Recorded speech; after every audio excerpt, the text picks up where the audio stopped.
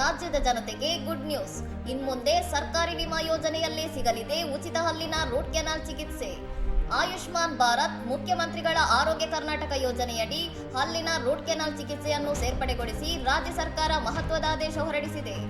ಈ ನೂತನದ ನಿರ್ಧಾರದ ಬಗ್ಗೆ ಆರೋಗ್ಯ ಸಚಿವ ದಿನೇಶ್ ಗುಂಡೂರಾವ್ ಮಾಹಿತಿ ನೀಡಿದ್ದು, ಮುಂಭಾಗ ಮತ್ತು ಹಿಂಭಾಗದ ಹಲ್ಲುಗಳ ಚಿಕಿತ್ಸೆಯು ಈ ಯೋಜನೆಯ ವ್ಯಾಪ್ತಿಗೆ ಬರಲಿದೆ ಎಂದು ತಿಳಿಸಿದ್ದಾರೆ. ಸುವರ್ಣ ಆರೋಗ್ಯ ಸುರಕ್ಷಾ ಟ್ರಸ್ಟ್ ಮೂಲಕ ಈ ಪ್ಯಾಕೇಜ್ ಜಾರಿಗೆ ಬರಲಿದ್ದು, ಚಿಕಿತ್ಸೆಗೆ ಸಂಬಂಧಿಸಿದ ಸಂಪೂರ್ಣ ವೆಚ್ಚವನ್ನು ಸರ್ಕಾರವೇ ಭರಿಸುವುದರಿಂದ ರೋಗಿಗಳಿಗೆ ಯಾವುದೇ ಹಣಕಾಸಿನ ಹೊರೆ ಇರುವುದಿಲ್ಲ. ಸಿಜಿಎಚ್ಎಸ್ ಟಿಯರ್ 3 ಮಾನದಂಡದ ಪ್ಯಾಕೇಜ್ ದರಗಳನ್ನು ಅನುಸರಿಸಲಾಗುತ್ತಿದ್ದು, ರಾಜ್ಯಾದ್ಯಂತ ಗುಣಮಟ್ಟದ ಮತ್ತು ಏಕರೂಪದ ದಂತ ಚಿಕಿತ್ಸೆ ಒದಗಿಸುವುದು ಈ ಯೋಜನೆಯ ಪ್ರಮುಖ ಉದ್ದೇಶವಾಗಿದೆ.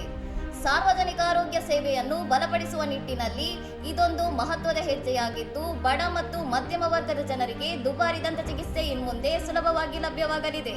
ಇನ್ನಷ್ಟು ಸುದ್ದಿಗಳಿಗಾಗಿ ನೋಡ್ತಾ ಇರಿ ಸೌರಂ ಟಿವಿ.